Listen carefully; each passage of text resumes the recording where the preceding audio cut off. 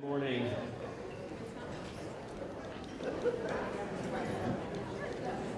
We got seats at the very front here. Help yourself.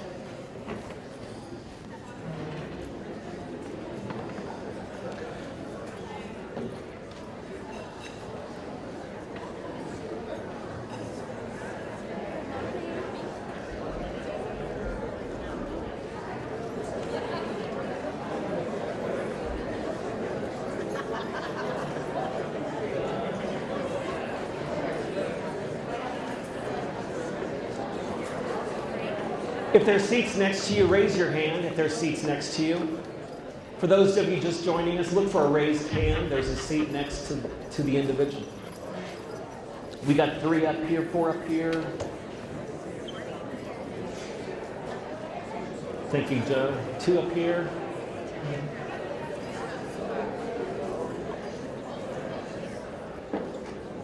Okay, I'd like to go ahead and get started. I want to welcome all of you to the fall 2022 semester. As I always say, it's good to have all of you back on campus. Many of us have been here, but for those of you who have been away, I want to welcome you back to our campus. I hope your summer, it went quickly, but I hope all of you had an opportunity to get away, disengage, do some perspective taking. I know I had that opportunity and it was pretty invaluable. But very thrilled to have you back with us today. Today, I'd like to open up by making a few special announcements, just some introductions that I'd like to make before we get started with some special guests who are with us in the ballroom today. I'd like to start with Carol and Mark Rickman are here along with Rock. And Carol and Mark, where are you? They're in the back. Thank you for being with us. And I see Rock is with us. And Rock was just certified as, Carol, what is the certification? A therapy dog, just passed the certification. So we're delighted to have you with us.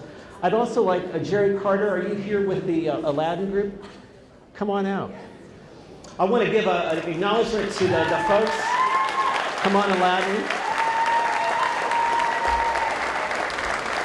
This is the group that takes good care of us. Aladdin, our new executive chef, Patrick,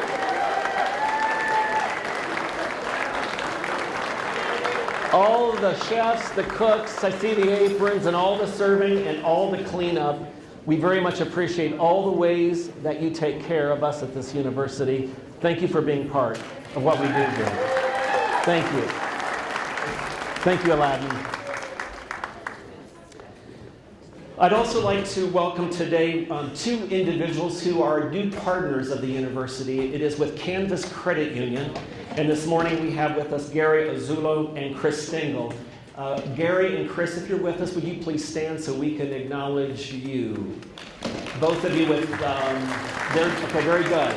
They're with us today, but our new partners with Canvas Credit Union, delighted to have you with us.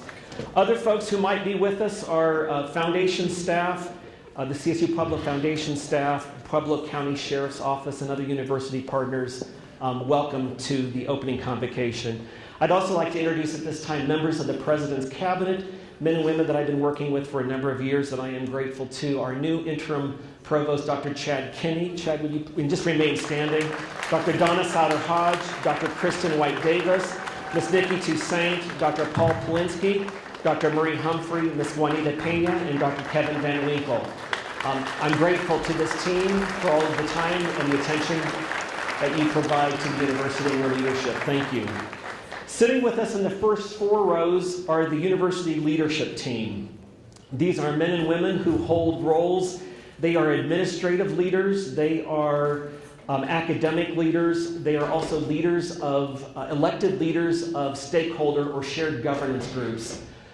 42 men and women who comprise the university's leadership team. This morning, they have had a preview of today's message. They are supportive of today's message. We stand together as a collective leadership team. When I talk about the message today, I'm talking about it.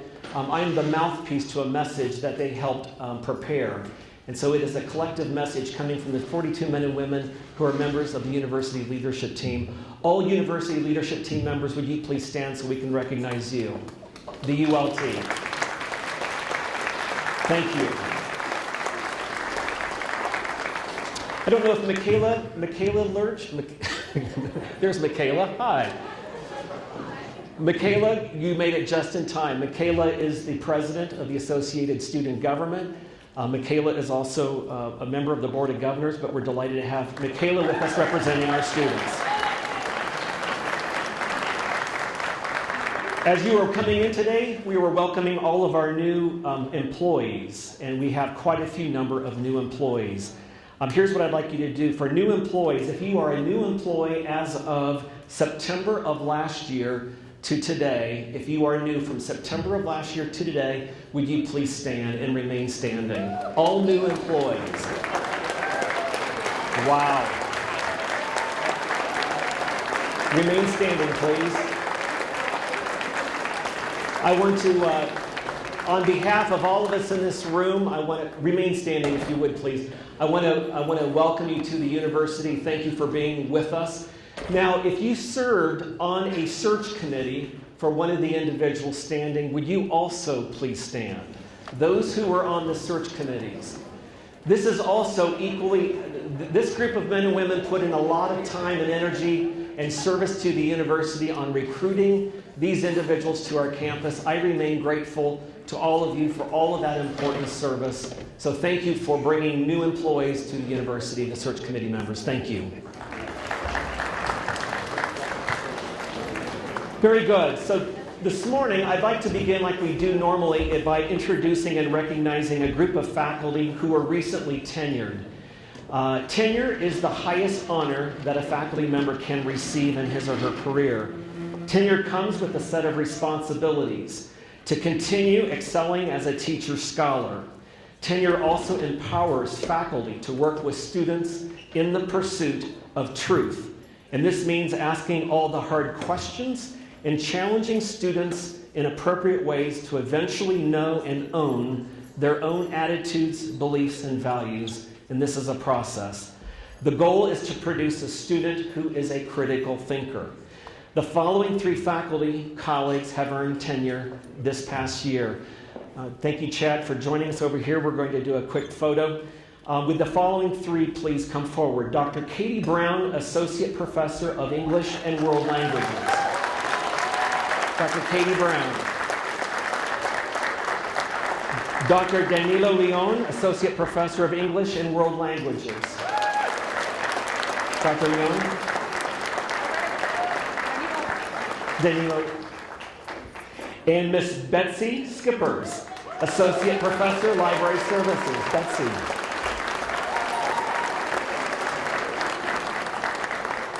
Congrats to these three individuals as they are getting a photo taken. They received a Jefferson Cup from the Office of the President. And in 1806, a little bit about the Jefferson Cup. In 1806, Thomas Jefferson's friend and teacher, George Wythe, passed away, leaving in his will a set of silver cups. They became a favorite gift of our former president, and today they are used as a gift to recognize exceptional performance. The CSU Pueblo Jefferson Cups are inscribed with the following: education is the most powerful weapon which you can use to change the world. And that is a quote from Nelson Mandela. So congratulations to our new three tenured faculty members. We're delighted to have you with us, and thank you for all the hard work that it took to get here. Again, a round of applause.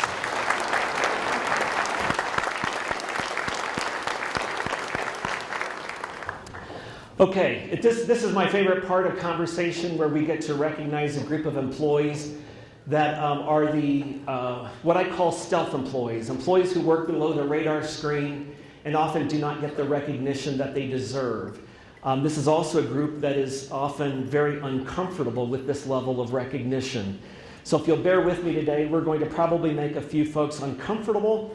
Hopefully you will enjoy the recognition. But again, I have 13 employees I'd like to introduce to you today and bring out from below the stealthness and make them less stealth-like. And we've got 13, so I'm going to get started. Our first stealth employee, although new to the Thunderwolf Recreation Center, Charisse Alanis has been an outstanding addition as an executive assistant at CSU Pueblo. Charisse Alanis, would you please come forward?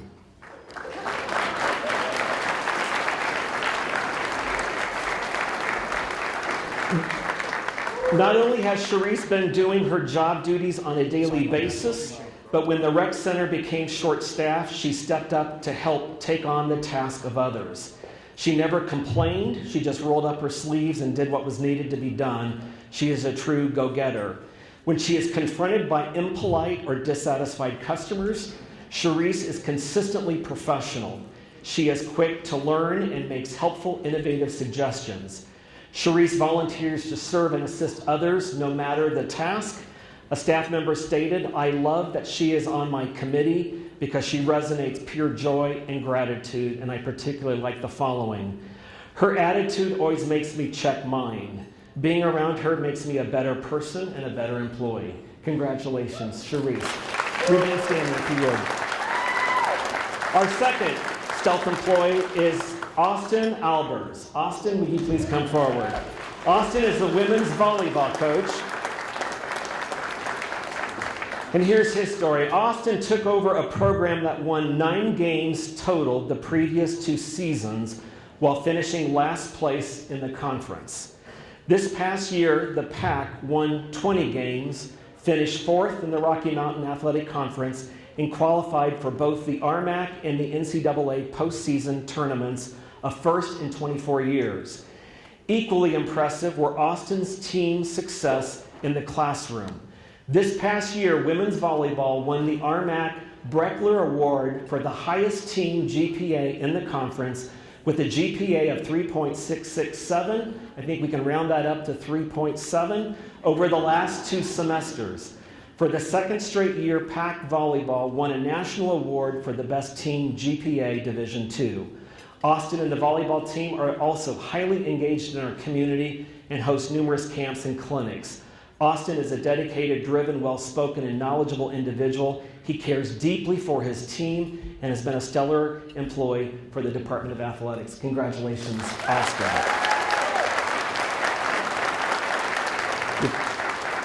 Our next stealth employee is Scott Brick. Would you please come forward? Scott Brick. Scott has supported CSU Pueblo for over 14 years and is known to be a constant doer in the admissions processing division. He handles a large volume of the applications that come in and quickly admits students to CSU Pueblo. Scott is a person who truly doesn't seek recognition and would hate that he's being recommended for this award, but his knowledge, dedication, and work ethic do not go unnoticed. He is personable and diligent and known as someone who helps resolve issues and provide support to both our colleagues, both internally and externally. He's also pleasant and willing to adapt to change, specifically when implementing a new platform or process or project, just as long as he can keep processing applications and admitting students to CSU Pueblo. Congratulations, Scott Brick. Our next stealth employee is Miss Amanda Figueroa. Amanda is the Dean's Assistant in the Hassan School of Business and is an extremely hardworking, conscientious, and intelligent colleague. She is an incredibly good team player and will go out of her way to help students, staff, and faculty alike. Amanda is an expert in MS Office suites and is extremely knowledgeable about university policies and processes. She has very successfully planned and organized a number of events in the Hassan School of Business, like the Economic Forum, Fiesta with the faculty, Students Awards Ceremony, Convocation, Mentor March, and the High School Counselors Luncheon. Amanda has a very friendly personality and gets along very well with everyone on campus and is liked by students, staff, faculty, and administrative leaders. Congratulations to Amanda Figueroa. And our next stealth employee who's been doing an enormous amount of work recently is Bernie Gutz. Bernie, would you please come forward?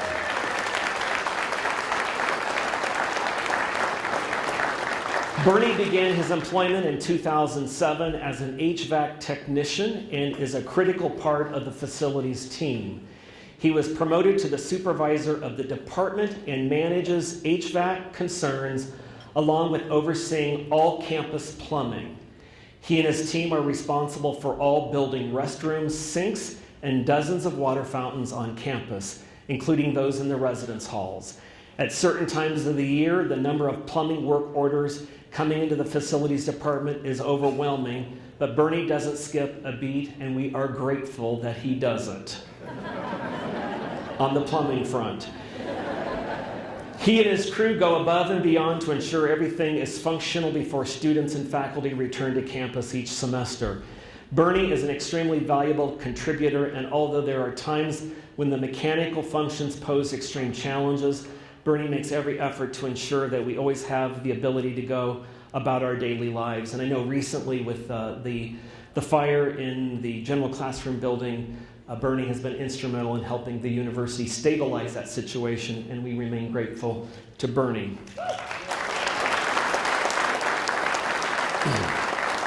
Another employee today who deserves much recognition is Miss Shauna Hannenberg. Shauna, would you please come forward?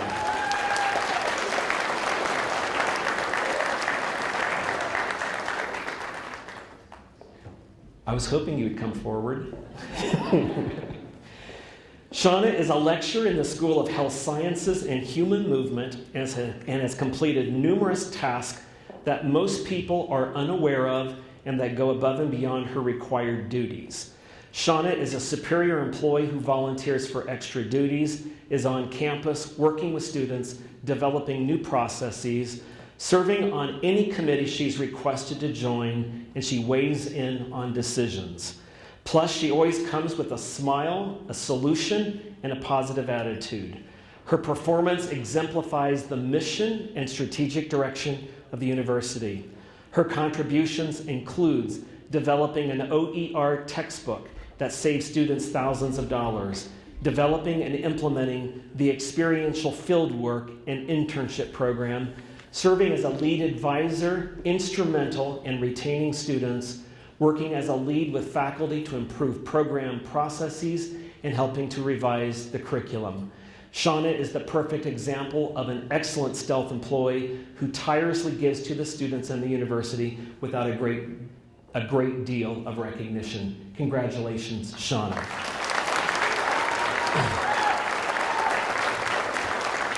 Our next stealth employee is Heather Hopkins Bowers. Heather, if you're with us, would you please come forward?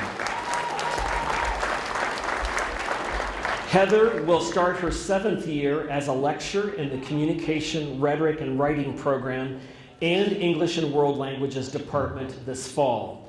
She continually goes beyond the scope of her contract, teaching courses in young adult and multi-ethnic American literature as needed. Recently, when the Writing Center required an interim director, Heather was able to step into that role successfully. Consequently, she will continue to direct the College of Humanities, Arts, and Social Sciences Writing and Tutoring Center in the fall.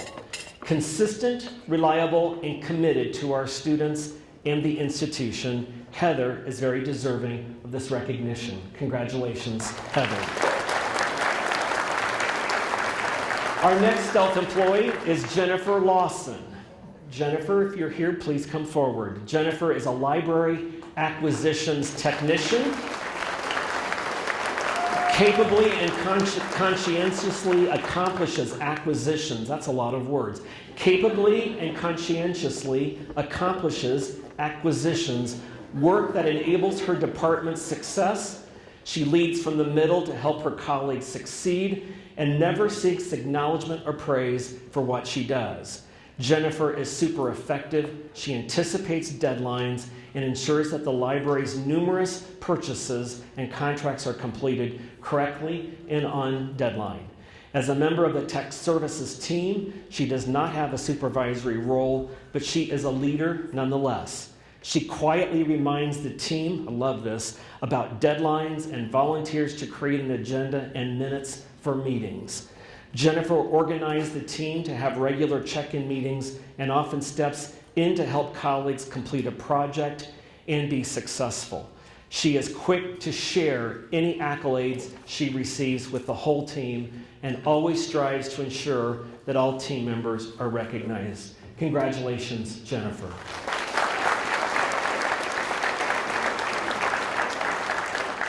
Our next self-employee that we're going to recognize this morning is Marla Mucero. Marla, if you're with us, please come forward. There's Marla. Marla works as a counselor in our counseling center. She ensures that students have the support they need and winds up supporting a huge number of faculty and staff as well. She does her work often behind the scenes, which is not observed by many. She demonstrates consistently a kind, patient concern for others. Despite the time of day when she is needed for a crisis or a trauma situation, she comes in and delivers the support that is necessary. What most people do not know about her is that she is responsible for one of the most popular and effective therapies we offer. It's called the 5-needle protocol. She received national recognition for her technique and her protocol.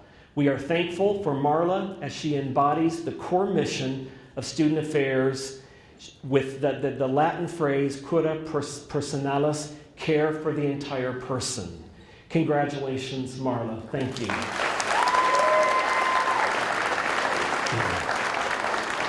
Our next self-employee is Daylene Million. Gotta love that last name, Daylene Million. Daylene, if you're with us, please come forward.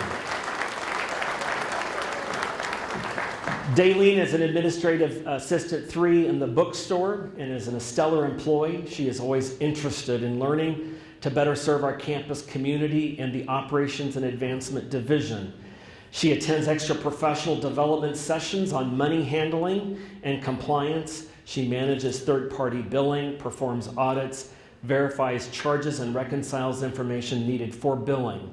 She works closely with our military and veteran students, the Colorado Rehab, Arcane Scholars, and many others each semester.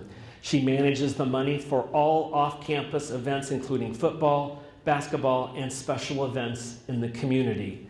Daylene has stepped in to support in other areas of the bookstore, including sitting in on vendor presentations to help select merchandise. She provides coverage in the textbook department and recently learned the shipping and receiving functions to help check in textbook shipments. We wouldn't be auxiliary services without Daylene, and the university is better because of her growth mindset and willingness to think creatively. Congratulations to Daylene Million.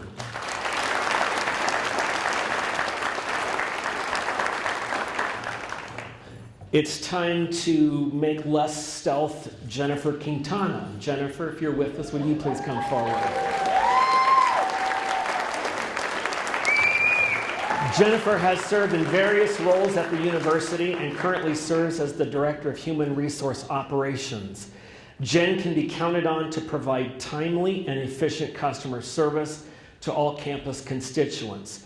Due to her extensive experience with CSU Pueblo, coupled with her knowledge of budgets, finance, the Colorado State classified system, benefits, and compensation, Jen is able to solve problems quickly and efficiently.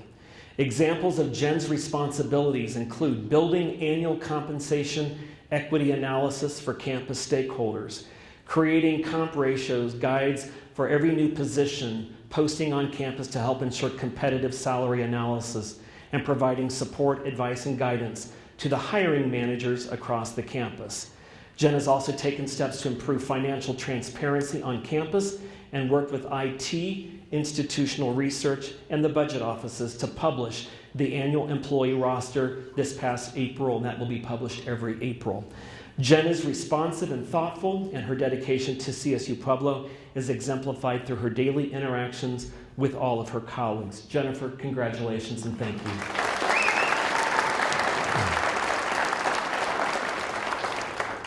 Our next stealth employee is Dr. Fran Sandmeyer. Fran, if you're with us today. Dr. Fran Meyer is an associate professor of biology and has been with this university since 2016. If anyone has heard about her, it's likely in relation to the endangered desert tortoises that she maintains in the greenhouse as a part of her research into a lethal respiratory disease that impacts their populations. She has been integral in outreach to the community, showcasing her tortoises and exciting folks about biology. What many don't likely know is that Fran is a powerhouse of scholarly activity that directly involves CSU Pueblo students in research experiences. She is a PI or a co-PI on about $1.8 million in funding, including a recent $750,000 research in undergraduate institutions grant from the National Science Foundation. She usually has a cadre of at least 10 undergraduates and 3 or more graduate students that she directs in her lab, teaching them field research and the biological principles of disease transmission, among other things.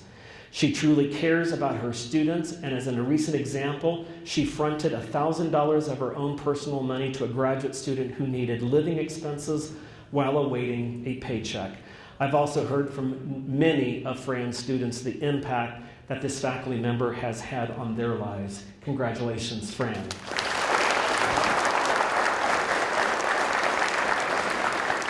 Our last and final self-employed this morning goes to Johnny Valdez Silva. Johnny, if you're with us, please come forward. Johnny Valdez Silva is the teacher education specialist from Extended Studies and the primary support person for one of the largest student populations at CSU Pueblo. The Extended Studies program, known as TEP, enrolls 5,000 to 8,000 students annually. Johnny handles the customer service support for this unique student population, and she works directly as the point of contact with over 30 educational partners. This past year, the program added 10 new educational partners, which required additional training on all of our internal processes, including Banner. The expansion of the Master's in Education online students is largely due to the increase in partnerships and building collaborations with the School of Education. Johnny has developed strategies to enhance these partnerships with the formal implementation of FormStack into Banner.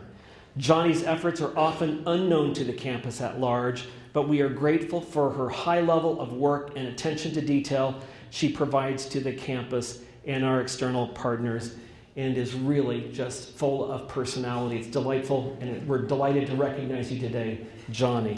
Ladies and gentlemen, those are our self-employees for the fall 2022. I'd like to do a photo with all of you in front here.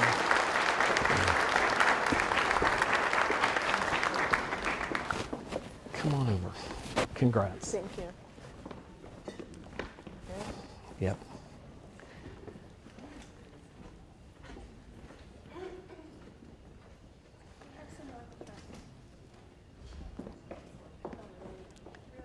Okay.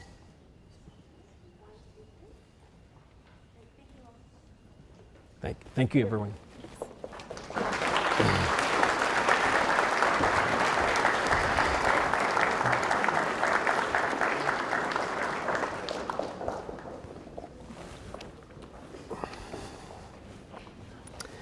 That's always a lot of fun to recognize that group. There's another group I'd like to recognize today. I don't know if you noticed, but coming onto the campus today, first of all, it's very green and it's very beautiful. So a special thanks to all the folks who work on the grounds team, making this campus look incredibly beautiful.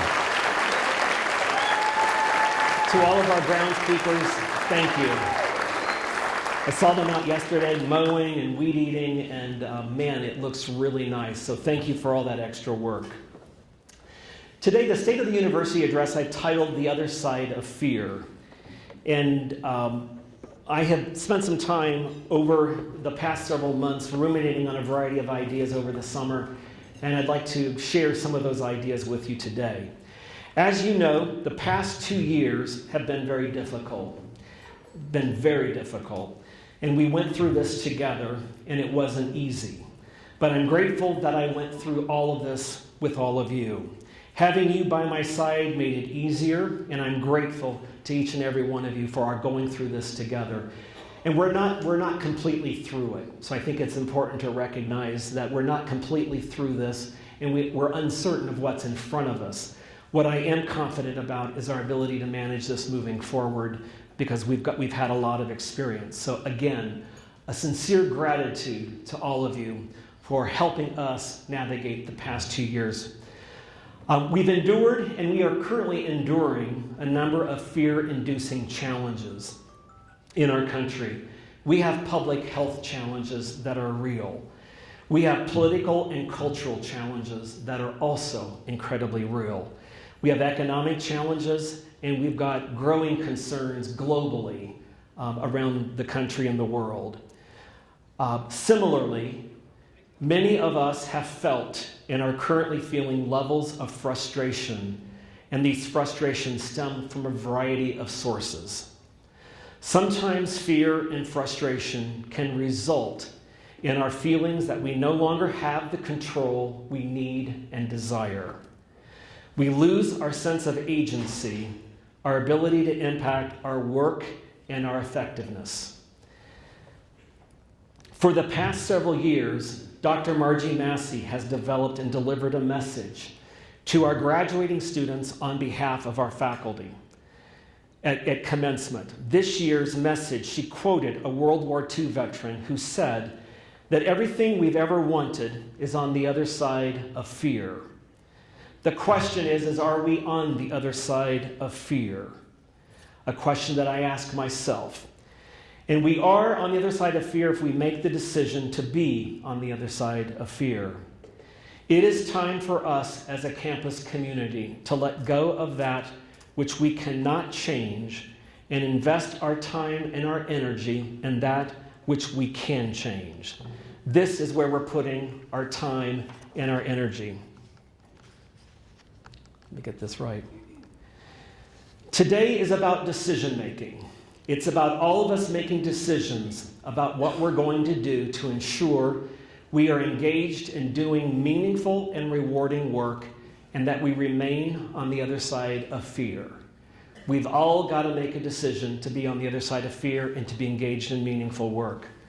Last semester, I asked members of the university leadership team in front of us today a number of questions related to organizational trust, and this conversation uncovered a number of concerns. In another follow-up meeting, I asked the university leadership team to read an article out of the Chronicle of Education that many of you may have read. It's an article about the disengagement of faculty and staff in higher education that had begun prior to the pandemic, but it was exacerbated because of the pandemic. Your leadership team colleagues were honest and let me know how they felt, and that conversation actually took place in this very room. These conversations were difficult ones, but we listened and we learned. And afterwards, we got to work building a comprehensive plan to address what we heard and what we learned. As you'll see, this plan has many parts, large and small, but regardless of size, each represents our attempt and our commitment to redress your concerns. What we heard most clearly were serious concerns around compensation and not feeling valued or respected as a result of the lack of compensation during the past 2 years.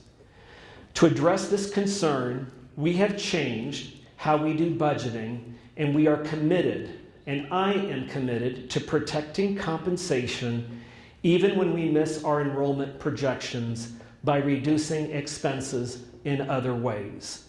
Put simply, we are prioritizing compensation. This year, we budgeted $1.2 million in compensation for all of our faculty and our staff.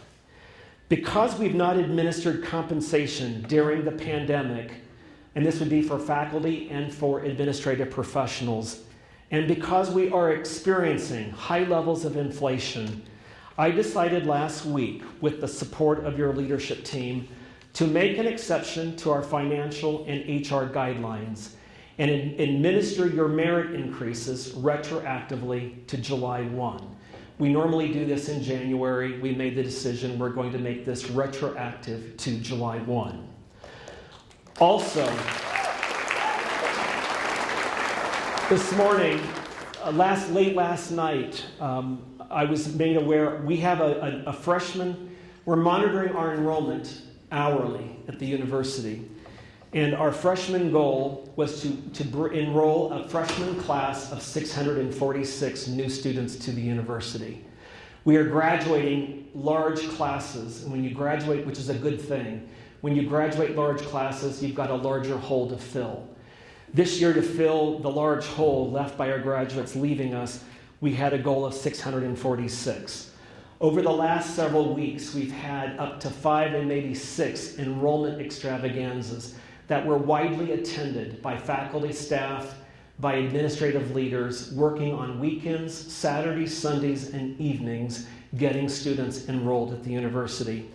Last night, we learned that our goal was 646, and we currently have 653 students enrolled for the freshmen. Ladies and gentlemen, that's a big deal.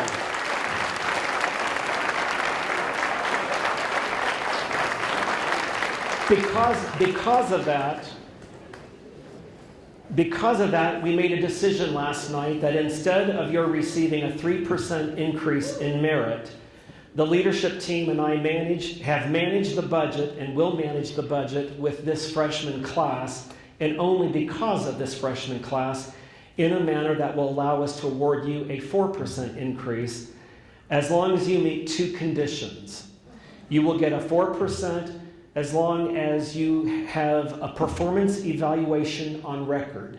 So you will need to have been with the university long enough to have a performance evaluation on record, and you were evaluated as meeting expectations or greater by your supervisor. Again, this 4% in your compensation will be retroactive to July 1, and you will be receiving that additional payment on a future paycheck. And we're working on when that will exactly be. It'll be soon, but that will be coming to you. So again, a 4%.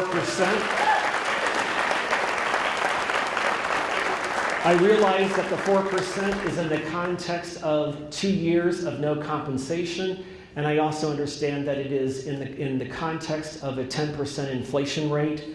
But because of the work on the enrollment side and bringing in a freshman class, we were able to do this. So I'm grateful to all of you who have been helping us enroll new students at the university. We still have a hole in our enrollment with returning students, and that is across the country. So anything you can do to help us with our returning students, getting them back to campus, that's the work we've got to do next, is to get those students re-enrolled and back on campus. We're also aware of your concerns around faculty workload. To address this concern, I've asked Interim Provost Kinney to charge a task force with examining faculty workload. Specifically, I would like this task force to examine workload at other regional comprehensive universities in the state of Colorado, as well as with our peer institutions, and to make a set of recommendations to me during the spring 2023 semester to ensure that your workloads are fair, manageable, and consistent with our peer group and other comprehensive universities in the state of Colorado. I look forward to getting that set of recommendations from Provost Kinney in the spring semester of 23. Similarly, I know that many of you are frustrated with our processes and antiquated ways of doing business. As a part of his duties as Presidential Fellow, I have asked Dr. Kevin Van Winkle to develop a way for the university to identify, prioritize, and improve much-needed processes. We've already started this discussion, and we have a ULT coming up where that will again be a part of an unfolding of a methodology and a process to study that. While listening, we also heard disappointment in how Vision 2028 funding was being prioritized. Put simply, too much top-down funding and not enough bottom-up funding. To address this concern, we are directing $600,000 in Vision funding to the Office of the Provost to be used for faculty enrichment and to empower faculty to help us reach our 3 institutional goals of expanding our appeal, enhancing student success, and to developing our people.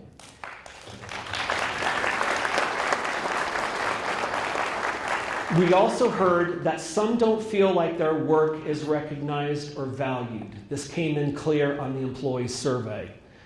To address this important work and the need, I have committed $150,000 of my contract renewal package to formalize a fund for employee recognition programs. HR will be developing these programs along with your help and guidance, and you will be hearing more about them as they are developed and introduced. While compensation, workload, and their relationship to your value at this institution are primary to our plan, there were also a number of smaller items that you told us about and for which we are committed to improving. A few of these include: effective September 1, all employees will have complimentary guest access to the Student Recreation Center.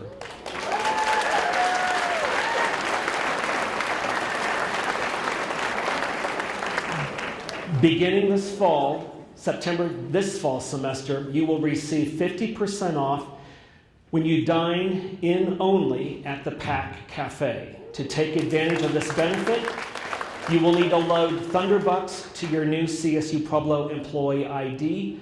This will also be available for 1 meal a day. So every time if you load dollars onto your card, if you go into the PAC Cafe 1 time a day, it's 50% off of your meal. Also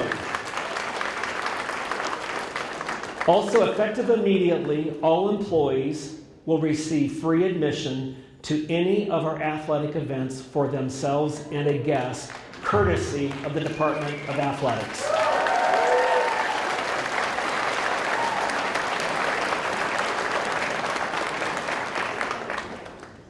What I've outlined here this morning is the start of our plan to move beyond these tumultuous past 2 years and toward the other side of fear together.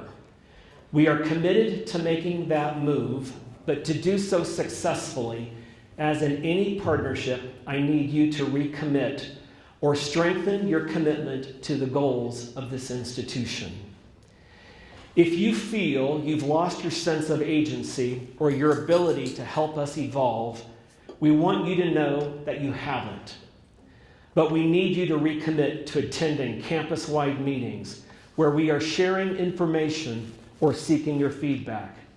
I ask that you remain informed, watch the Monday Minute, remain current with what's going on in higher education throughout our country. If possible, I encourage you to read Inside Higher Ed, the Chronicle of Higher Ed, so you've got an environmental scan about what's going on in higher ed throughout the United States. I also strongly encourage you to engage in professional development. Last year alone, I discussed our future and the status of our university at 2 opening meetings, 3 campus-wide budget discussions, a series of college-wide meetings, and almost 30 episodes of the Monday Minute. For those who attended those sessions and watched, I hope you have felt listened to. I hope you can see in the decisions that we have made and are making how you have helped shape our decisions.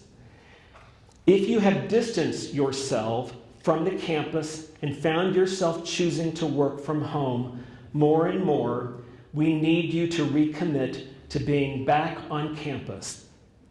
We provide a developmental experience for our students, and you are all a part of that experience.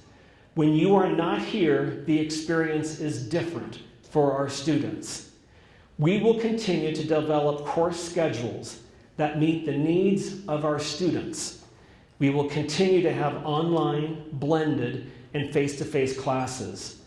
However, your being on campus helps us create other aspects of the student's higher education experience. Also, your being on campus also ensures that we have workload equity. Each of our jobs has a service requirement where you need to be on campus to ensure that work is distributed in an equitable manner. And that is growing more and more problematic, and I hear more and more about that. So the physical presence back on the campus, office hours, all of that work being back on the campus is incredibly important to the future of this university and the success of our students.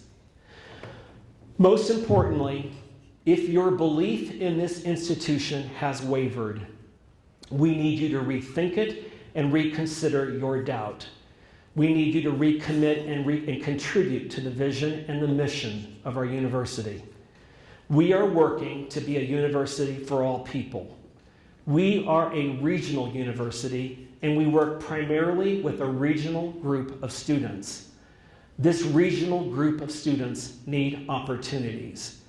We are doing important work and work that has great value. We know where we are going. We know the students we serve. We know our community, and we all know what we need to do. We are not without direction at this institution. But we need you to help us move forward in that direction and engage in behaviors that will help us reach 3 institutional goals. The first is expanding our appeal. We need to increase our attractiveness to students, future employees, funders, friends, and supporters. And I need you to ask yourself, what can I do to achieve this? We need to be a magnet. We need other people to be attracted to us. And that includes students, that includes funders, that includes community, that includes employees. That is growing more important. Number 2, we all need to work to enhance student success. We brought in a class now of 653 to date. I'm hoping that number will continue to grow. We have to now make sure that they are successful on the campus. We need to increase the number of students who are successful in their pursuit of the educational goals. We're redirecting $600,000 in vision funding to academic affairs for faculty enrichment and to help us reach those goals. So we're funding this. We're putting money where we need the work done. How do I help students, and how can you help students believe in themselves? How do we help students problem solve, and how do we remove the obstacles for our students? Our third goal is to develop our people. We need to develop ourselves in a manner that allows us to better serve the needs of our students and each other. How can you do this? How can you help others grow professionally? When you entered the room today, you received a trifold document that eventually becomes a tent card. You also received a pen, and you all have these folders. Here's what I'd like you to do moving forward. That tent card looks like this. Here's what I'd like you to do. I'd like for you to answer each question and place your answers on the card. I encourage you to review the goals and actions that you've already developed for this evaluation cycle and make sure that your card reflects the goals and the actions you've already identified that map to our institutional goals. Of course, you can always add new actions and behaviors.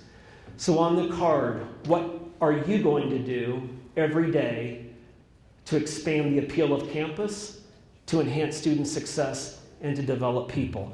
I don't care what role you're in at the university, we all play a role. I'd like for you to spend some time. The cabinet has done this, the ULT has done this. These cards are on our desk. That is what I'm doing every day to reach these goals. Number 2, commit yourself to engaging in the behaviors on the card. Number 3, place it on your desk or in your work area. Talk to others in your office about what you're doing and the work as it's reflected on the card. And then finally, discuss continually at regular staff meetings with your manager. Managers and leaders, ask your employees to bring the tent cards into the meeting and talk about the work that is being done. And we need to acknowledge and praise that work on a regular basis. Colleagues, when we partner together, we do good work. We have a history of doing good work together. And most of this good work was done during 2 of the most difficult years in the history of this university. We've been around since 1933, and with everyone that I've talked to, the last 2 years have been the most difficult in the history of our institution. Here is some of the success that we've had together. We were one of a few select colleges and universities awarded by the Department of Education to be an experimental site for a work-study initiative that allowed us to move work-study dollars off the campus and into the community, allowing us to fund our nursing clinicals, social work practicums, and student-teacher experiences. If you are faculty in those areas and you've got students working in clinical, social work, or teacher-student experiences, there is funding. Students no longer have to quit their job to do these long-term placements. That is a requirement of a degree. We're funding that. Together, we transitioned the university to renewable energy, making CSU Pueblo one of the first universities in the United States to reach net zero efficiency with solar power. Today, we are 100% solar powered. I hope you know we are one of few institutions, and our university is being recognized internationally with an award where we will receive an award for this recognition. So a lot of us have grown, this is just what we do here, but I need you to know how rare this is to be an institution of our size and to be 100% powered. In 2016, we launched together the Institute of Cannabis Research, which is the nation's first multidisciplinary cannabis research center funded by the state of Colorado that contributes to science, medicine, and society through investigation of the benefits and the risk associated with cannabis. The state of Colorado committed this year $2.8 million for fiscal year 23 to continue the research of the ICR. There's not too many ICRs in the country. Together, we recently introduced one of the country's first undergraduate and graduate programs in cannabis biology chemistry. Also, we are partnering with Viapharm Enterprises, a Texas biopharmaceutical company, to develop a comprehensive testing and certification laboratory within the Department of Chemistry on the CSU Pueblo campus. I don't know of another university doing that, especially a regional comprehensive. This year, the Colorado legislature approved our request to launch the Southern Colorado Institute of Transportation Technology. The institute will allow CSU Pueblo to apply for federal funding and serve as a center where we prepare students for transportation careers to support an emerging transportation hub in Pueblo, Colorado, and we did this together. The Transportation Center, along with the ICR, are ways that this university is developing a technical scientific community around economic development for Southern Colorado. This is how we are helping our community diversify the economic development bandwidth from moving from an industrial economy to the newer economies. We are playing a role, and here are two clear examples of how we do that. Together, we've committed over $75 million in renovation projects, including renovated student center that we're in today and 2 renovated academic buildings that allowed the university to launch new innovative and interdisciplinary programming.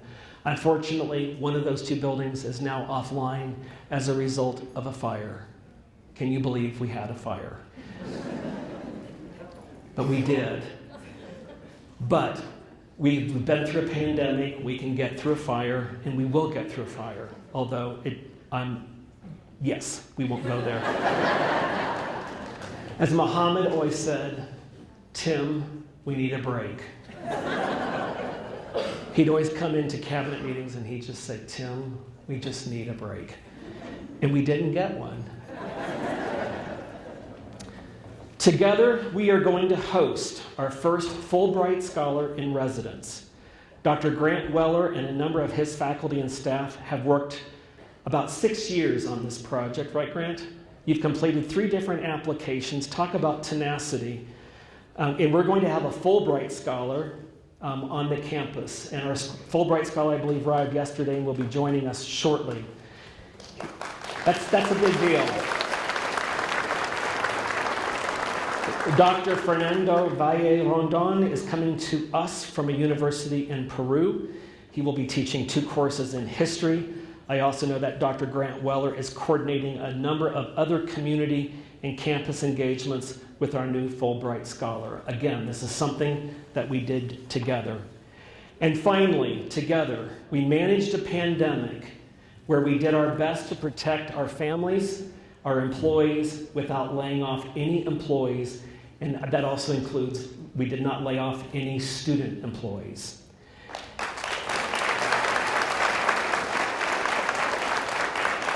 And colleagues, we did all of this during 2 of the most challenging years in the history of the university. If this is what we can do together during very difficult times, when the days become a little bit easier, who knows what we can do. Today, I wanted to take a few minutes to recognize how far we've come during a very difficult time and doing that together, and show you how much closer we are to the other side of fear. Through our mutual commitment, ours to you, yours to us, we are going to be on the other side of fear. I know that we can continue to do great things and we can complete this journey that's in front of us. I started today's message by quoting Dr. Margie Massey, and I'd like to end my message by returning to a message that Dr. Rick Kreminsky shared with an audience of 500 at this year's President's Gala. This year at the President's Gala, we honored Rick Kreminsky and his wife, Ann Casey, with the Presidential Medallion for Service to the University. I don't know if a lot of people know this, but Rick and Ann have been financially very generous to this institution. He probably does not want all of us to know that. During their acceptance speech, Rick quoted John Masefield, who was a poet laureate from the United Kingdom. Dr. Masefield was invited to Sheffield University, a new university in the United Kingdom, in 1946, and they gave him an honorary degree and asked him to give some remarks as they installed the Chancellor of the University of Sheffield. These are some of the words from Dr. Masefield in 1946. In these days of broken frontiers and collapsing values, when every future looks somewhat grim, wherever a university stands and it shines. There are few earthly things more beautiful than a university, where those who hate ignorance may strive to know, where those who perceive truth strive to make others see, where seekers and learners alike band together in the search for knowledge, will honor thought and welcome thinkers in distress or in exile, and uphold the dignity of thought and learning. Dynasties may perish, but for century after century, the university will continue, and the stream of life will pass through the university. And the thinker and the seeker will be bound together in the undying cause of bringing thought into the world. There are few earthly things more beautiful than a university. Colleagues, I wish you all the very best of luck on the semester ahead, and thank you for being with us today. As you leave, we've got a takeaway for each of you, so make sure as you walk out of the room, you get a takeaway which captures some of the highlights from today's message. Thank you for being with us.